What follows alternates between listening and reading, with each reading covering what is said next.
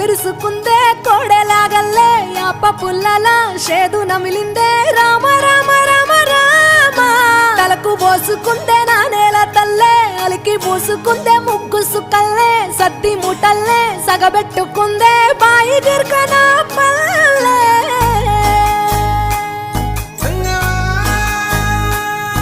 ఏ తెల్ల తెల్లని పాలధారలల్ల పల్లె తెల్లారుతుంటదిరా గుళ్ళోని గంటలు కాడెట్ల మెడలోన జంటగా మోగుతూ ఉంటాయిరా